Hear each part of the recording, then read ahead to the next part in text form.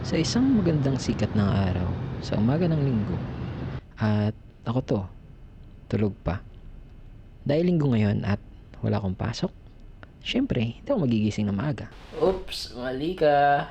Kanina pa ako gising, no? Tsaka, edi sana hindi ka nakakapag-narrate ngayon. 7 pa lang eh. Ay, 11 na pala.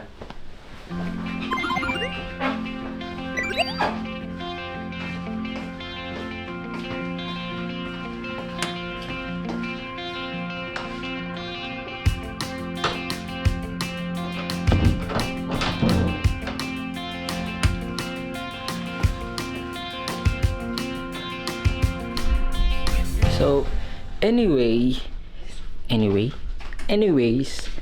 ang topic ko sa today's vlog na to sana is magkwento tungkol sa di ko rin alam eh. Actually, wala talaga akong topic ngayon. Kasi wala rin namang interesting na nangyari sa mangyayari sa araw na to. Maliban sa nasira ang LCD ng laptop ko. Ano tayo magtatrabaho niyan? At bumili ako ng isang portable monitor. Utang lang to, sa sahod ko pa babayaran, pero siguro habang pinapanood mo to, nabayaran ko na.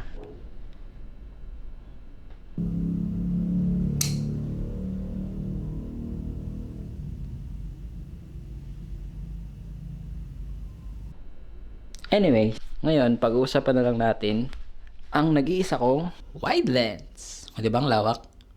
Kita buong pagkatao ko. Tama, kahit dito pa ako. Dito. O kaya dito. Pwede rin dito. At dito. At dito. Joke lang. Diba, lawak? Lawak? Aray. Lawak nga. Disclaimer lang, hindi to review. Ano lang to, wala lang. Ito nga pala ang Beltrox 9mm f2.8. And ang pinakamura kong wide lens na pwede kong bilhin.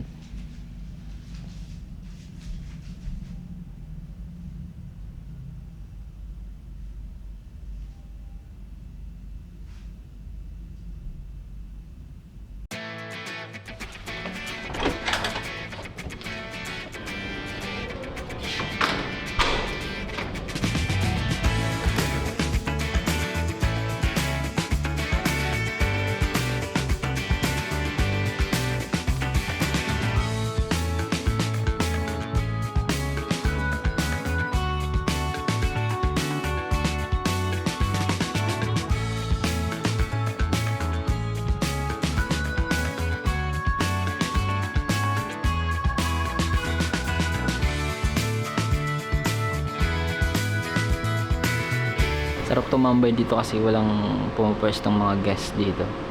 Actually, yung tsura nito kami nag-design. Hindi na actually nag-design, renovate lang. So, dinisign na rin namin kami naglagay-lagay ng mga furnitures kahit di naman nila masyadong nasunod. Well, goods dito kasi binuksan na nila yung aircon. Kasi sobrang init dito kapag walang aircon. Sobrang boring din. Lalo sana dito may TV dyan. Diba? Kitang kita. Alas dito may PlayStation sana yan dito. Kaso hindi na nila nilagay. Pero tingnan mo, wala rin naman kasi pumupuntang guest. Siguro ano. Alam mo, tinambakan lang nila ng mga lumang furnitures.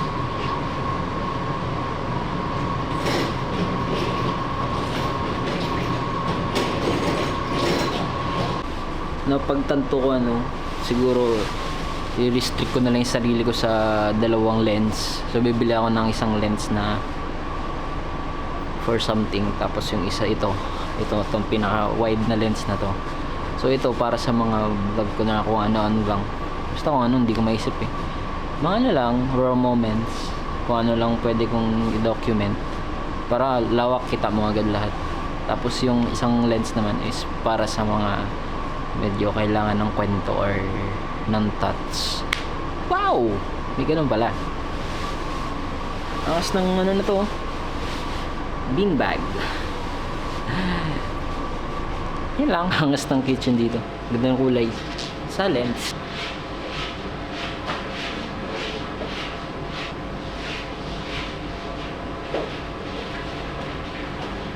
Okay, baba na tayo dahil lobat na ang ating battery. Yes naman. Oh, silaw. Ayun lang, baba na. Lawak. Angas pa no. Nice.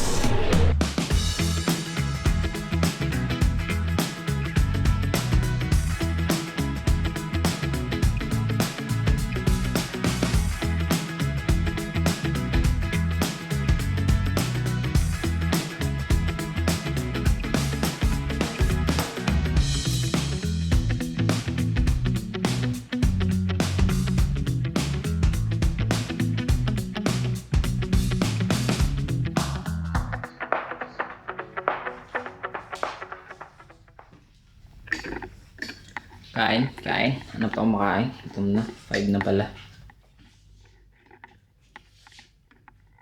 Yes!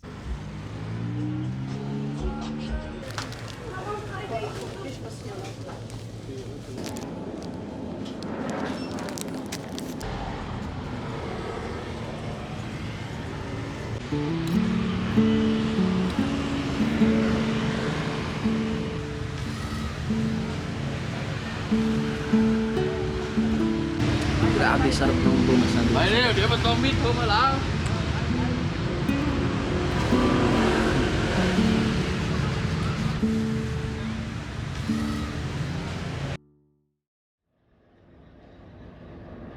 Sobrang chill lang talaga ng vibes ng wide lens. Kaya paborito ko to kapag tinatamad ako or wala akong maisip gawin. Yung mo to, tatayo-tayo ka lang dyan. Lakad-lakad konti, ganyan. Sobrang convenient lang para sa akin yung wide lens kapag hindi mo kailangan gumawa ng mga detailed shots. Gusto mo lang mapakita kung anong nasa paligid mo. Nice, di ba?